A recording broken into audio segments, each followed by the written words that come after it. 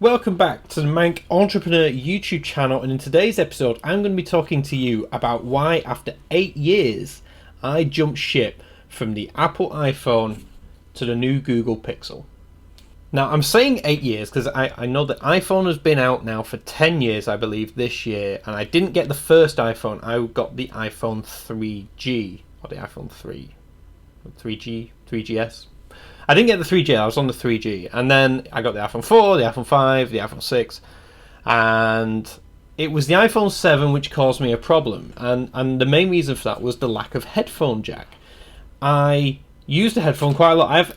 I have headphones everywhere. There's always more headphones here. I use headphones a lot, mainly because if I'm listening to ebooks, podcasts, music, videos, whatever it is, I always want to have some to hand and always want to have some that I can just stick in and, I go. And sometimes in the summer, if I've got sort of 3 different jackets, there'll be headphones in each jacket pocket, so I'm always got some handy. Now, Apple have decided to take that ability away from me or spend £100 on, or hundreds of pounds on multiple sets of their little Bluetooth AirPod things, or to spend, say, £70 or £80 on 3 different adapters to then plug in normal headphones. I don't get why, because when you actually go into the store, the phone isn't any slimmer. It's not a space-saving device. Getting rid of that. There's plenty of room for it. The only reason I'm guessing is for the water resistance feature, which, fair enough. But I mean, I've never dropped a phone in a toilet, in a sink, in a bowl of water or whatever, or in a pool, in the sea. Just be a little bit more bloody careful with your phone, for Christ's sake. But again, this is Apple again, because the best laptop I've ever had is the MacBook. It's fantastic. And now in the new one, they've got rid of the SD card slot and the HDMI slot. So again, I'm going to need adapters if I want to be able to use the functionality which I do with this old one. Apple, I don't know why they're sort of trying to give whilst taking away functionality. And I know they're trying to predict the future and move everything to, this wireless world. But I mean, the MacBook, getting rid of the SD slot, it's tiny. That's not space saving. That's ridiculous. They just want to sell more adapters and more accessories. And I was getting a bit bored of it. So they lost me as a customer, and I jumped ship to the new Google Pixel. I mean, I've never had an Android phone before, and by all accounts, if you're going to go on Android, the Google Pixel is the phone to be on. It's how Android should be, apparently, whatever that means. So yeah, I thought I'd create this video to explain my thoughts on the switch from Apple to Android and what impact, how I found that transition after 8 years and having never had an Android phone before. For anyone who hasn't seen the early video, I talk about it up here, my decision about whether I went Apple or whether I went Android, and now I've made that decision. So when I first got the new Google Pixel, it was weird. I've never driven an Android phone before. I've never had to get hands-on with it, other than when someone hands me their Samsung Galaxy phone and asks me to swipe through some pictures. I've never used it. So that first day, I got it set up and moved SIM over and did all the data movement, and I honestly didn't like it. I was struggling. It was confusing. I didn't know where things were, and I genuinely could see myself putting the SIM back in this and getting rid of that again.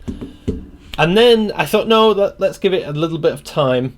And after about 2 or 3 days, I'm sold. I was sold on the Google Pixel for a number of reasons. I mean, I run online businesses, and because of that, pretty much everything that relates to my business is handled online and is in the cloud and primarily within the Google ecosystem. So I utilize Google Drive, Google Calendar, Gmail, and a whole host of other features from the Google sort of suite of things. And everything just worked right away. I was getting updates when new documents were getting shared with me, I could quickly just literally swipe and open them up. And instead of having to go into the web browser or open the Google Drive app and then go through and scroll through, search for what the document was called, it just appeared, and I found that incredible. Also, it comes with a headphone jack. I personally would prefer it to be on the bottom, but it's here on the top, so it does look at it. Something that sticks out the top. If you put it in your pocket the normal way, you have to sort of, But I'd rather have that than not have a headphone jack. So that was a big win for me. And it uses USB Type C. I don't know if you can see that. It's not like your standard USB slot or mini or micro USB. It's a USB Type C, and it fast charges very quickly. As long as you're using that Type C connector, it does fast charge incredibly well, which is a great thing. The battery life, for me, is definitely much better than the iPhone was. I can usually get more than a day out. I mean, I charge it at night anyway, because then I'd wake up and have like 20%, and that just wouldn't work. But yeah, I never have had a problem with it running out of battery in the day. Sometimes with this, if I'd had a busy morning, I could be on like 20 or 15% by 1 o'clock in the afternoon. I'm recording this now at 12, and I have 84% left on this. So again, I find the battery much better, much longer lasting. Now that could just be because this is an older device. I've had this for a year and a bit, a year and a half, if not a little bit more. So obviously over time batteries will degrade. But yeah, so I mean the fast charging thing is fantastic. You could stick it in for half an hour on the fast charge and you'll get to see a huge boost in your battery life. The camera is potentially the biggest thing on this. It does the whole depth of field thing, which is fantastic. In fact, I'll put a picture on now of a depth of field image. Apologies, it is of my face. But as you can see, that's something which the iPhone 6 could not do. However, the iPhone 7 can. So again, lots of people are saying, oh, the Google Pixel was the class leading camera. I've got a friend of mine who's got an iPhone 7.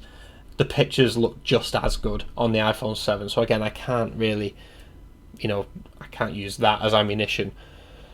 But I think for me, this is just perfect. The Google phone, with me using the Google network so much, and YouTube obviously as well, all ties in seamlessly.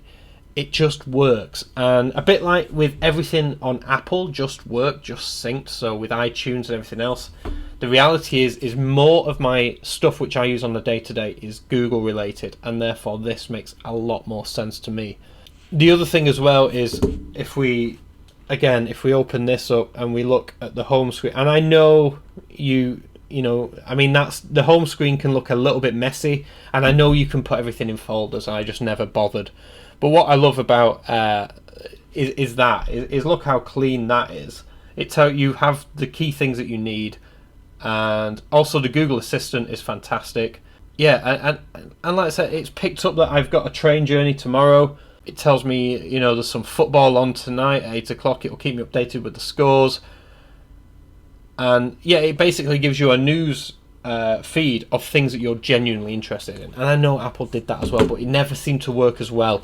Also, the Google Assistant is fantastic.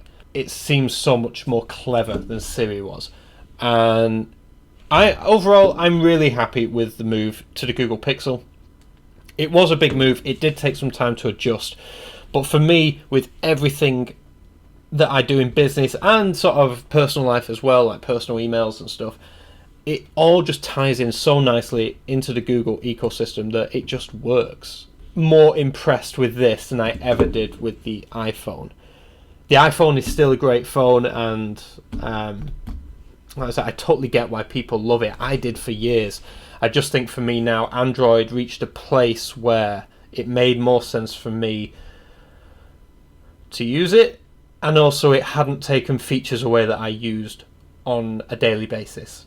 And whilst I'm sure maybe the Pixel 2, if they call it that, they might get rid of the headphone jack and make it water resistant, and blah blah blah. If they do, then I'll be forced to make a decision that I'm going to have to move the whole thing to wireless earphones and stuff, and then I will have that tougher choice of whether do I stick with the Android or do I go back to Apple. Right now, if you ask me if I had to make that decision right now, I think I'd probably stick with the Google. So there you go. That was someone who was an avid iPhone Apple fan for more than 8 years, and the Google Pixel for me is easily the best phone that I've had. This is a slight different type of video for today, but I hope you found it useful. If you have any questions, let me know down below. The most common one I get is, am I worried that Google is spying on me? No, not really. I've not got anything, I'm not part of any sort of illegal organisations, so I've got nothing to worry about in terms of that. And if you think Apple aren't doing the same to you, then more fool you. But with that said, I hope you enjoyed this video. If you did, hit that like button, subscribe if you are new, and I'll catch you, as always, in tomorrow's video. Thank you for watching.